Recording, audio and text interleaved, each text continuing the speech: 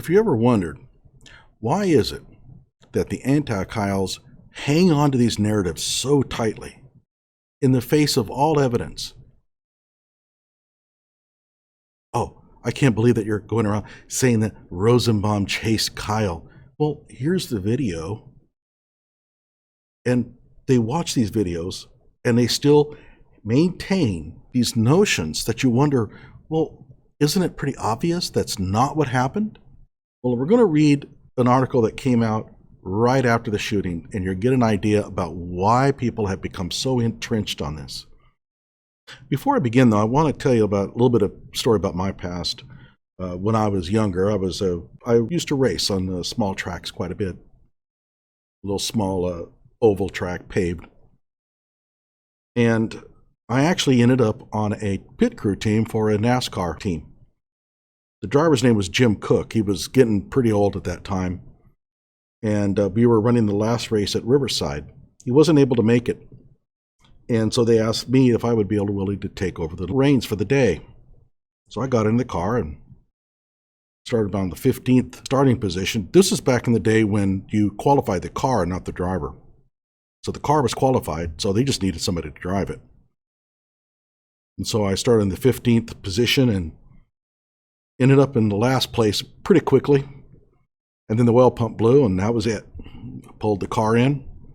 But I can say that I drove a NASCAR stock car at Riverside. In fact, it was the last NASCAR race at Riverside. They tore the track down right after that. So I'll tell you, I'll explain later why this is important. So let's go ahead and read this article here. Alleged Kenosha shooter killer loved cops, guns, Trump, and triggering the libs, former classmates say. Now, you can read the headline and you know where they're going with it. You have a person who's accused of a crime, and what they're going to do is they're going to convict this kid politically. This is going to have nothing to do with the evidence against him, whether he actually did anything wrong, what he did that night, what he said that night. This is all character assassination. They're going to try to paint him as an evil person because who he was and what he believed. Hello out there. I'm trying to get through. With his powerful brainwaves cradled in the warmth of reasoning, it's time for Johnnie Walker Dread to straighten you out on a thing or two. Emanating all the way from exciting Las Vegas, Oklahoma, it's the Johnnie Walker Dread Show. Kyle Rittenhouse loved cops, guns, President Trump, and triggering the libs, according to some of his former classmates at Lakes Community High School in Lake County, Illinois. Now, keep in mind, to us, we read this and we think, well, so what? I mean, I like cops and guns and President Trump and triggering the libs. I'm not a big Trump fan. I'm talking about what a lot of people who favor Kyle think, and they're going to see this as, so what? But you have to understand Vice's readership. They're aiming this at their readers, and they know what they're doing is they're getting the readers to look at this and say, oh, the bastard. Oh, my God. Well, you know that he is violent. You know that he's guilty because anybody who loves cops and guns and President Trump and triggering libs, he's going to shoot people if he gets the opportunity. His clothes were often branded with pro-police slogans. Oh my gosh. And he carried a Blue Lives Matter phone case, one student said. Well, right there you see, Blue Lives Matter, and the message they're sending is what?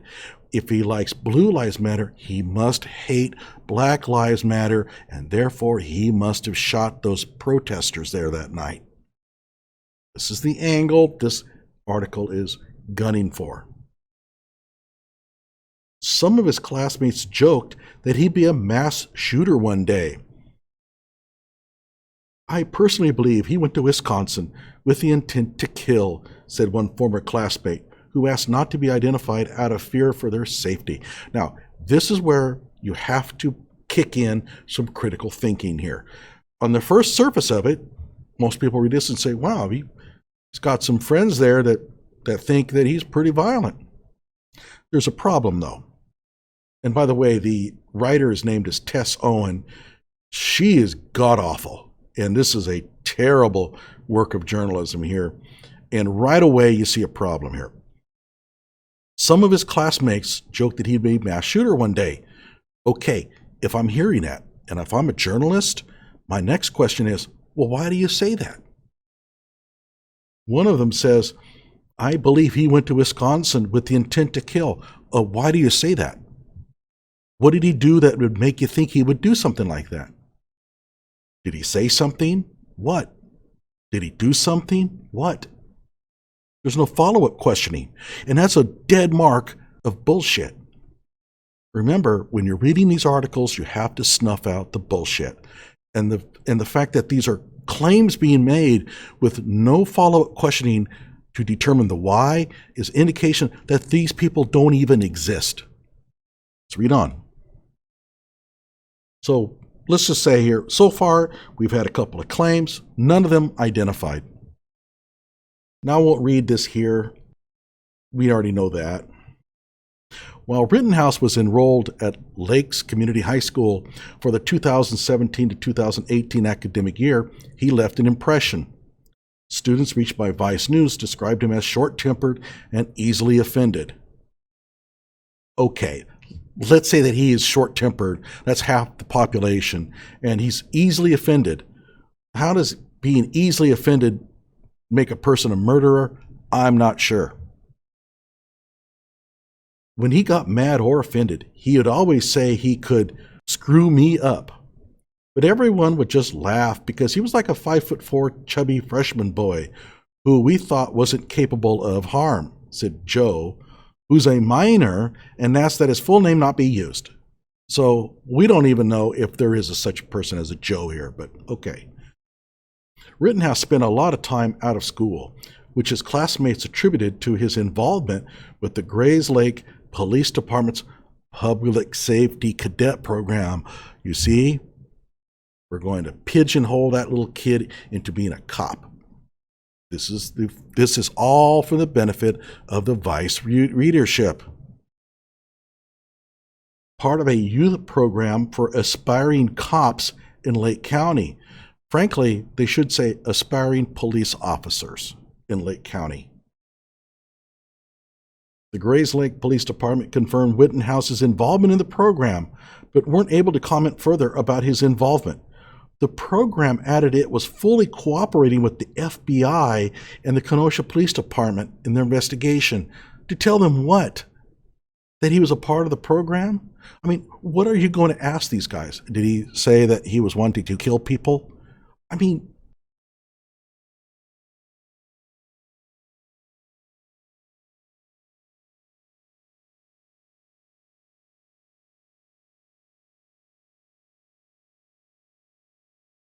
Rittenhouse was also known as a ride-or-die Trump supporter. If you said anything bad about Trump, he'd threaten you, Joe said. Really, okay, as a reporter, I would come back. He would threaten you. You mean physically? Did he ever carry out any of these threats? Did he threaten you, like, verbally? Did he threaten to post stuff on social media? What? Again, no follow-up questioning here.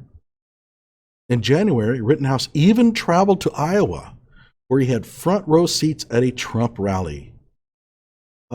Trump is the president of the United States. And so traveling to Iowa to go see him is perfectly normal behavior. Kyle was the type of kid to wear a MAGA hat or other apparel just for attention or to trigger people. Oh my God, they have those kind of kids in high school? People in high school, these kids are now wearing things that might get themselves attention? Another one of Rittenhouse's classmates said he used to refer to the school located in a Chicago suburb as Libtard AF. You see, this is for Vice's readership. They know that the readers of their magazine are going to get really upset to hear this. Rittenhouse made fun of them. Kyle was kind of shy from what I remember, but he was definitely in your face and pushed his views hella. That's shy? That seems to be kind of not shy. Like one of those kids that liked triggering libtards.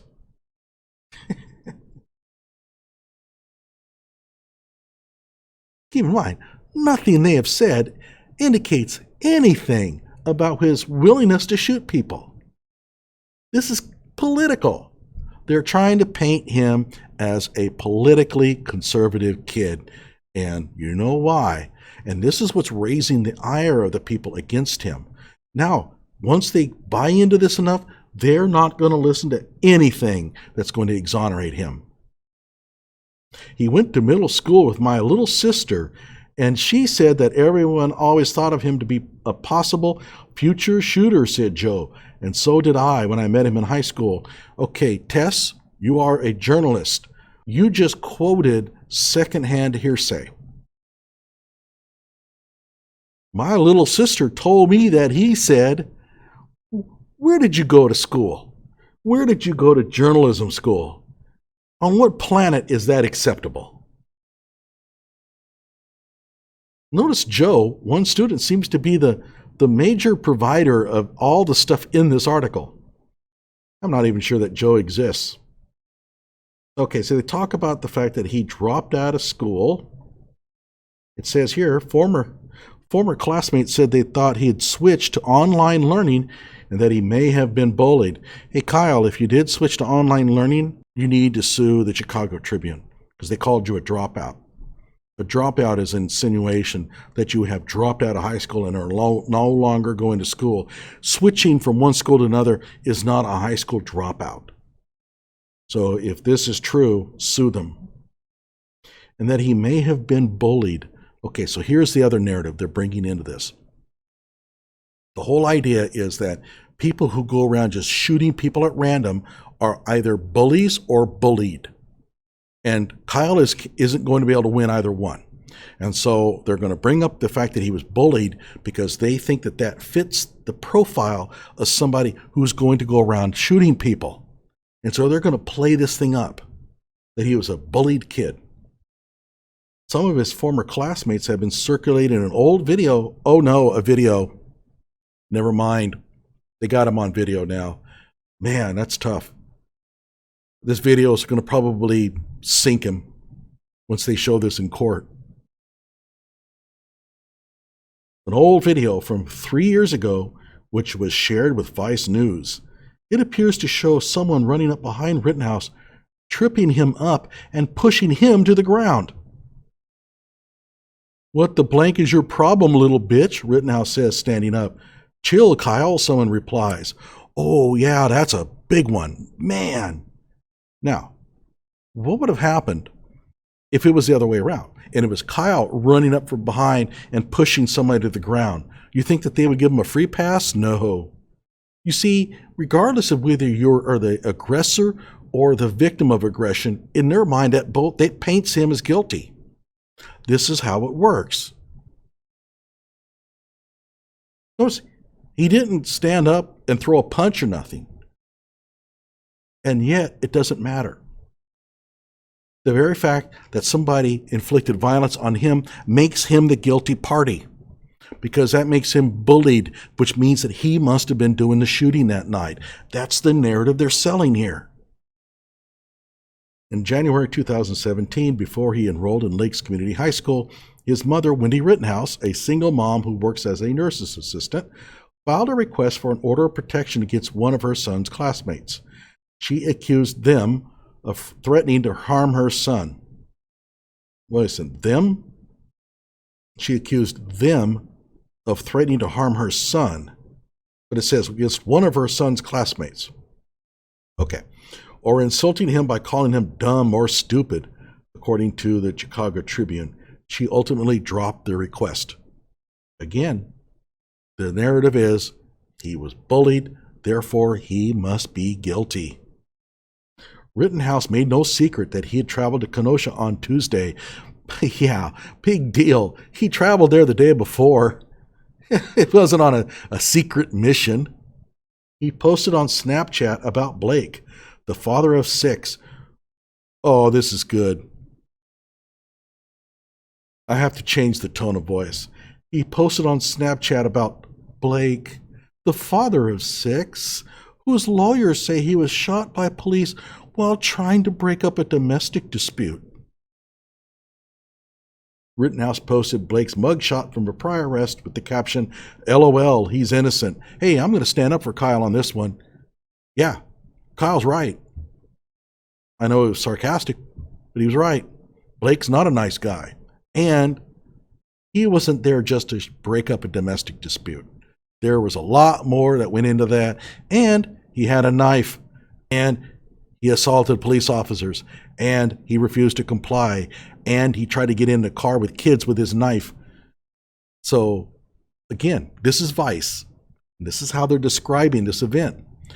They're going to do even worse on Kyle's saga here in a moment. Earlier on Tuesday, Rittenhouse posted a video of himself cleaning graffiti off of a wall, and then later on another very brief Snapchat showing the flashing lights of police vehicles and his rifle scope. Well, what the hell does that mean? Okay, so here's a little advice for Vice. If you see something on Snapchat that you want to talk about, take a screen capture, download it. I went looking for it. I have no idea what they're talking about. The insinuation is flashing lights of police vehicles and his rifle scope. Oh my God, that's a sniper. That's the insinuation. But we have no way of knowing what that was. The Southern Poverty Law Center is also pretty bad at that. They always make these claims about, and this was about Ryan Balch. Ryan Balch, he posted a whole bunch of Nazi stuff. So you click on the link to see it, and it's gone. Missing links. Like, why didn't you take a screen capture of it so you could post it there? You were staring at it at one time, according to your testimony. Why didn't you take a screen capture? The same thing here. If it was important enough to mention here, why didn't you take a screen capture of it? Journalism. That's why I say it's the candy store of the university. Social media linked to Rittenhouse also showed his affinity for Blue Lives Matter and the Back the Blue movements. And they keep pounding this theme. He's pro-cop. And again, you have to think about Vice's readership, which in recent months has inspired the presence of pro-cop vigilante groups at civil rights protests. On Tuesday night, Rittenhouse joined up with a crew of pro-cop vigilantes and militiamen who had been standing guard by a gas station, and they screwed that one up. The people that Rittenhouse joined up with, Ryan Balch, and he had a couple guys with him, they are not pro-cop, not at all. They're very anti-government. Ryan Balch has made that clear in numerous interviews.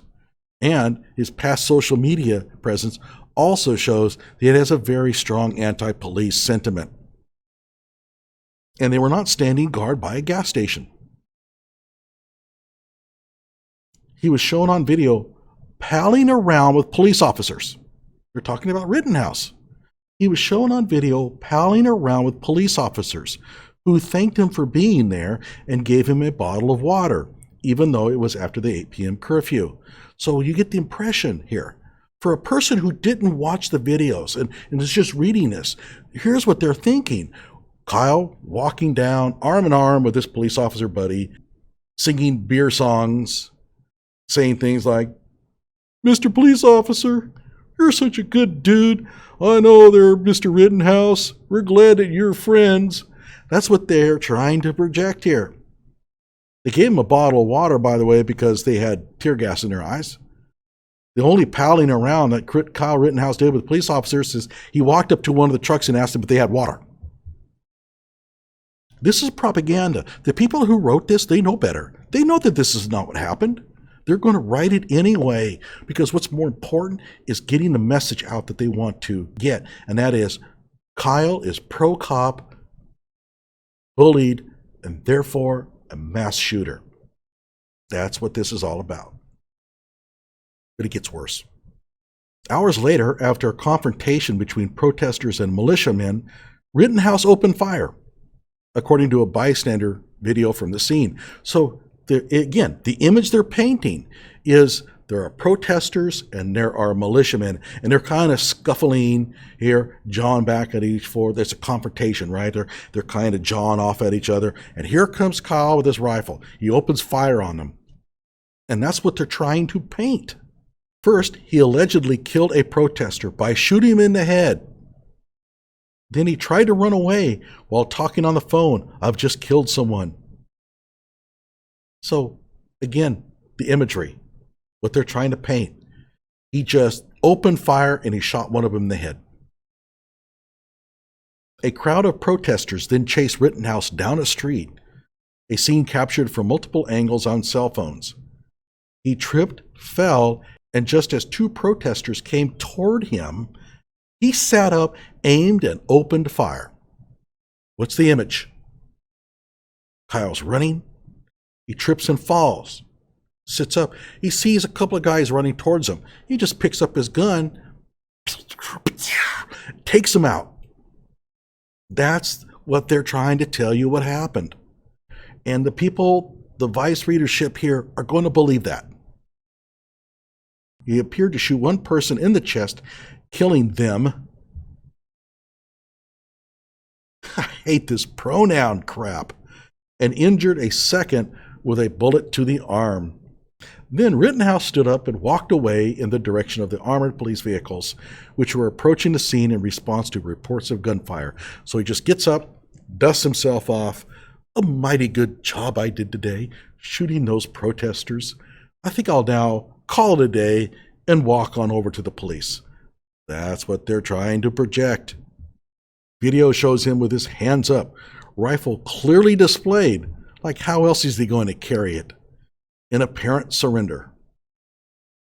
Police drove right past him. Kenosha County Sheriff David Beth later tried to defend, didn't defend. He tried to defend police's inaction. In situations that are high stress, you have such incredible tunnel vision, he said. Basically, they cherry-picked the weakest argument he made and stuck it in here. And what are they trying to do? They're trying to show that the police and Kyle were in cahoots with each other. And are there people that run around thinking that Kyle was in cahoots with the police? Absolutely. This is why. Rittenhouse then fled Kenosha and crossed the Illinois state line to Antioch, just 20 miles south. They got something right. He was labeled a fugitive, arrested the following day, and charged with first-degree murder. Notice they didn't say that he turned himself in. So you see the problem here. I mean, you have to be very careful about these kind of articles. First of all, I always remember something. One, people lie. Who are the people they're interviewing? High school kids. Do high school kids ever lie? Yeah. Think about how this thing goes down. They go to high school and they talk to these kids. These kids might not even remember Kyle, but they're going to tell him, this is the kid that was shooting protesters that night in Kenosha. They're going to be like, oh, really? Yeah, he shot a whole bunch of innocent protesters. He showed up at the protest and opened fire on them. Hey, do you remember him at all? Well, yeah, I remember him. Did he ever say anything that might shed some light on his true character? Oh, yeah, we thought he was going to be a future shooter. That's how that works. If you don't think people lie, you go to the Michael Brown investigation. The grand jury report is filled with testimony, and there's a lot of testimony from people who later admitted they lied. Why did they lie? They said they wanted to be a part of something. Now notice, they could have been a part of something by defending the officer. But they instead dreamed up a whole bunch of testimony to paint the officer in a bad light. They tried to get him convicted. They thought they could help. In their mind, they heard from others what happened, and so when somebody came to them and asked him, did you see anything? They're going to think to themselves, if I say something here that makes it look like Michael Brown was giving up, that could put that officer in jail. Yeah, I remember. It was plain as day. He had his hands up, and the officer just walked up and shot him. Believe it or not, that's what some of them said. Pure, absolute fabrication. A lot of them just simply refused to take part in the grand jury investigation once they had been exposed. They went on social media, contradicted themselves. They asked, hey, well, you said one thing here and now you're saying another. We would like you to come to the grand jury, provide testimony. They refused. There's a bunch of this going on. And so people lie. And these high school kids, I don't know if you know it, but high school kids can lie. These kids fully believe that Kyle murdered a bunch of people that night, and they think that if they can dream up some of these stories, that can help the prosecution during the trial. Of course, it's pure balderdash. None of this is going to be admitted to court. Completely irrelevant. The judge, under no circumstances, is going to allow these kids to take the stand for anything. They don't have anything to offer. But in their mind, they think they can. But to a certain extent, they did. Because what they did was they started to help paint the whole atmosphere against Kyle. And it still persists. So that was number one. People lie. And don't forget it.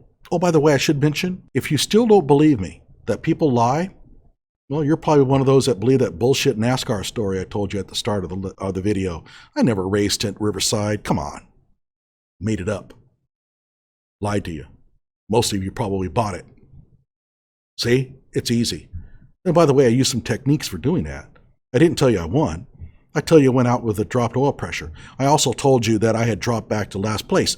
Those are the things that I'm bleeding off of the heroism to kind of make it more believable. It's called selling credibility. There are techniques for doing this stuff.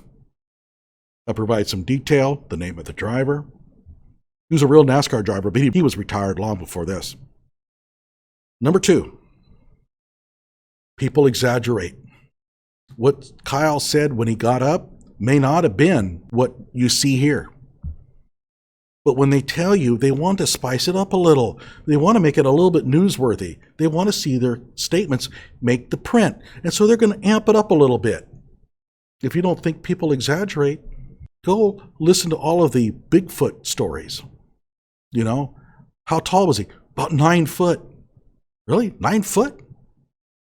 Well, okay, it might have been only 8 foot. And as soon as you start to question one of these things, they start to drop it back down again. So it's really common for liars or people who are trying to float a story that they exaggerate initially, and then they have to back off as you start to explore. Really common. And that's how they uncovered the lies in the Michael Brown case. People exaggerated what they saw. And so they questioned them about it. And they asked them to provide some details. And as soon as they did, the people started backing away from their story. Number three, people are mistaken. Some of the people here might be describing somebody else that they thought was Kyle. Who knows? These mistakes can happen. Look at all the mistakes made in the reporting of the Kenosha shootings.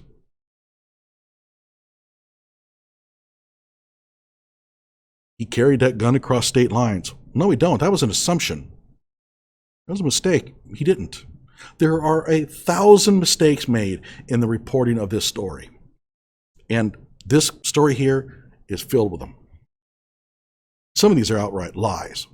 Vice knows better. They know what happened. They saw the videos. What you're reading here was purposely concocted to sell a certain message. This is called propaganda. This is how propaganda works. Propaganda is when you no longer care about the truth of your story. You only care about whether it gets things done. So never forget, people lie, people exaggerate, people are mistaken. Kyle, if you are exonerated, and I'm sure you will be, you need to sue Vice. The manipulations in this article transcend just the normal everyday mistakes that come out from print. This is purposefully done. And I think that old Robert Barnes may turn his guns on Vice here when this is all said and done, because there is no excuse for this. And the people read this. They bought into this. They formed an image in their mind of what took place that night. Kyle basically showing up and shooting people, and they can't let go of that. And if you think that, if you truly think that because you read it somewhere, then what do you think of those who come in and defend him? Well, they must be fascists. Who are these people defending a murderer? So this is where it all started. Vice was not the only one. There was a bunch of these articles that came out, all of them misguided, all of them filled with mistakes, and this is how it started. Like my video and subscribe to my channel.